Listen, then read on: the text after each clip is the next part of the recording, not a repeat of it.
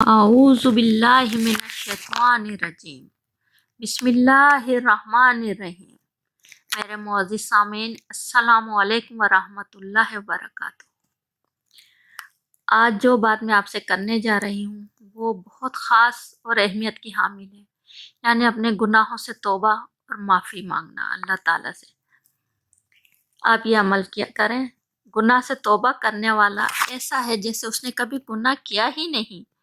ایک حدیث میں بیان کرنا چاہوں گی کہ ہماری زندگی سے مایوسی کا لفظ نکالنا ہوگا۔ مایوسی ابلیسیت کا عکس ہے۔ مبلس کہتے کسے ہیں؟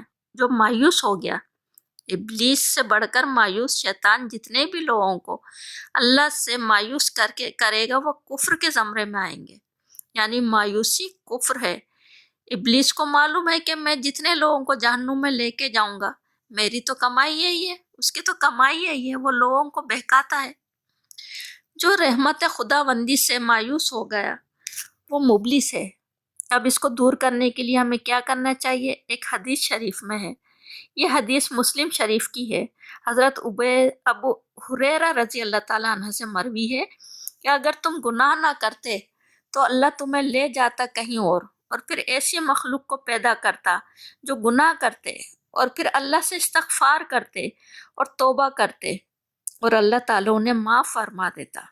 اور اللہ کو ایسا بندہ بہت پسند ہے جو بہت گناہ گار ہو، جو کئی فتنوں میں مبتلا ہو اور پھر وہ اللہ تعالیٰ کے حضور حاضر ہو اور رو رو کر گڑ گڑا کر اللہ تعالیٰ کی بارگاہ میں توبہ کرے، اپنے گناہوں کی معافی مانگے، تو اللہ تعالیٰ تو بڑا ہی غفور الرحیم ہے، وہ معاف فرما دیتا ہے، بہت محبت کرتا ہے، وہ بڑا مہربان ہے۔ اللہ تعالیٰ ایسے بندے کو بہت پسند کرتا ہے۔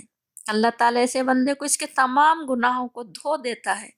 اس لیے استغفار پڑھتے رہیں اور اللہ کے حضور اپنے گناہوں کی معافی مانگیں اور توبہ کریں۔ توبہ وہ ہوتی ہے جو آئندہ کے لیے ہم ایسے کام نہ کریں گناہ والے، اور معاف کرنے والا تو میرا رب ہے۔ آئیے آج ہم اپنے گناہوں کی معافی مانگیں اللہ کے حضور اور رو رو کر گڑ گڑا کر اللہ سے معافی طلب کریں۔